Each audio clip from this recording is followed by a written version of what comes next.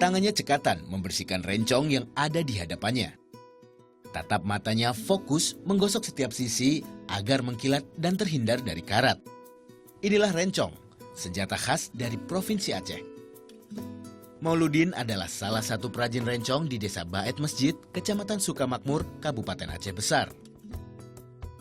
Konon, rencong sudah dikenal sejak masa Kesultanan pada abad ke-17 Masehi. Senjata khas ini menggantikan kedudukan pedang karena keberadaannya yang tidak mencolok. Rencong merupakan senjata yang mengandung unsur bumi Aceh dan Islam. Ciri ini tersemat lewat tulisan basmalah pada salah satu sisinya. Aceh atau yang juga dikenal dengan sebutan Bumi Rencong memiliki 3 kampung pusat pembuatan rencong di Aceh Besar. Desa Laet Lampuot, Desa Bait Masjid, dan Desa Bait Mesago. Mauludin yang kini berusia 26 tahun adalah generasi kedua dalam sejarah pengrajin rencong di keluarganya. Sejak ayahnya tak aktif lagi, ia dan abangnya yang masih terus membuat rencong. Proses pembuatannya dimulai dari pembakaran besi putih. Kemudian dicetak menjadi mata rencong selama 1,5 jam. Dalam proses mencetak, mata besi harus dipukul berkali-kali hingga didapatkan ujung besi yang runcing dan berukuran ideal.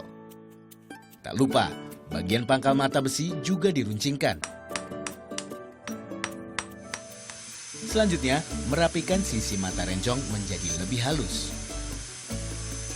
Setelah mata rencong didapat, dilanjut dengan pembuatan gagang dan sarung yang terbuat dari tanduk kerbau. Gagang ditempa sedemikian rupa dan dilubangi bagian tengahnya agar memiliki bentuk yang sesuai dengan mata rencong yang sudah jadi. Seluruh prosesnya memakan waktu hingga 5 jam. Itu yang paling sulit waktu kita tempal mata rencongnya. Itu kalau misalkan pertama kita tempal, itu udah pasti agak sulit karena di sana ada juga proses pengapian dan proses kita tempal besi sampai berbentuk daripada mata rencong. Terus kita poles sedikit hingga berbentuk pada bentuk yang aslinya daripada mata rencong. Tidak semua orang bisa mengerjakannya. Berbahaya, penuh resiko kerja, dan butuh konsentrasi ekstra. Fungsi rencong kini tak sebatas senjata. Rencong mulai dikreasikan menjadi cenderamata.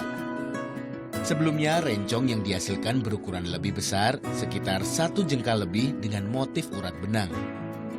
Sedangkan rencong baru, ukurannya lebih beragam dengan motif polos, serta ujung rencong lebih lancip dari sebelumnya. Kalau yang dulu itu udah ada urat benangnya. Kalau misalkan kita lihat perbedaannya, udah pasti ada perbedaannya rencong sama dulu sama rencong sekarang.